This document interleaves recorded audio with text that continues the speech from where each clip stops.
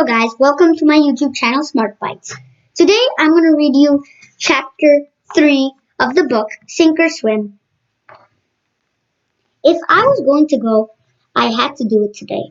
Otherwise, I might not make it to Raleigh in time. It would be another hour before Mama got home, so I didn't have long to write a note and pack. Dear Mama, sorry, but I can't wait here anymore for Danny to wake up from his coma. I know he will one day, but in the meantime, I have to do something.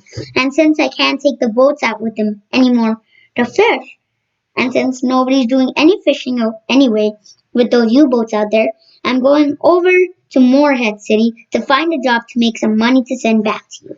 There aren't any jobs on this island. Not even any tourists are going to come over when it's summer, I bet.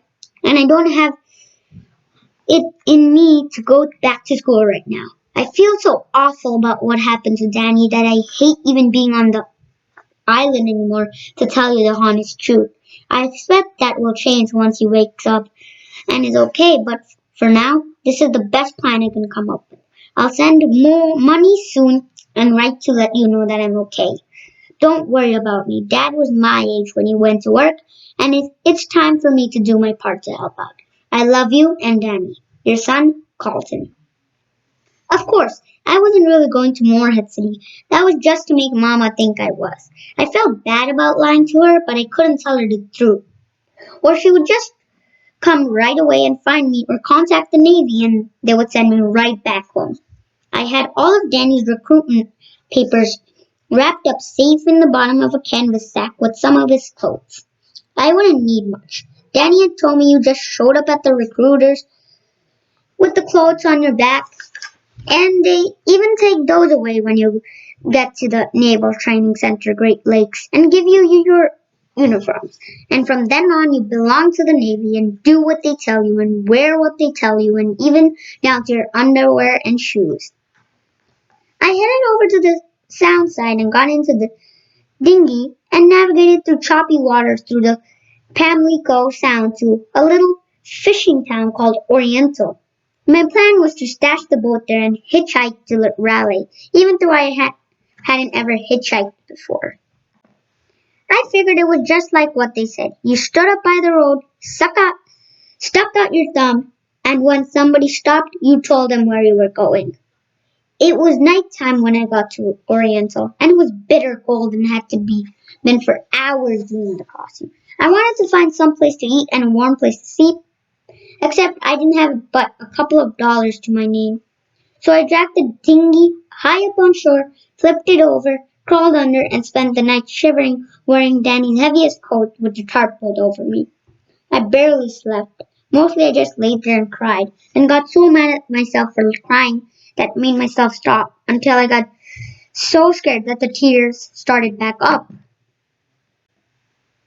I thought about when Mama told me there wasn't any time for me to be crying, that I needed to tell her what happened and then go get help for Danny. And I told myself that that's what I was doing and why I couldn't cry anymore, because I was going to get help for Danny and Mama by doing what I was doing. And that's pretty much how it went all night long. I'd get scared, almost start to cry, tell myself those things again, and maybe fall asleep for a little while, but then wake up shivering and start all over again. I just hope they wouldn't ask me too many questions in Raleigh, or look me over too close, or laugh at me and tell me to go home. In the darkest hours of the night, the thing that got me through and got me up the next morning and was me out on the highway to thumb down my first ride, was remembering the other reason why I was doing all this, to be a sup chaser and make them pay for what they did to Danny. I got lucky on my first ride because it was a preacher and rambler going all the way to Durham, which was the other side of Raleigh, so I figured I would be able to lean back and catch up on all the sleep I didn't get the night before, with that rambler's heater warming up so I could feel my fingers and toes again. My luck ran out pretty quick, though, because it looked like the preacher expected me to have a conversation with him the whole way there, and most of that conversation was trying to save my soul, even though I kept telling him my soul had been already saved by the Methodist Church. Eventually, he stopped for gas and offered to buy me a cup of coffee and a sandwich, and I was grateful enough to put up with his preaching for another couple of hours.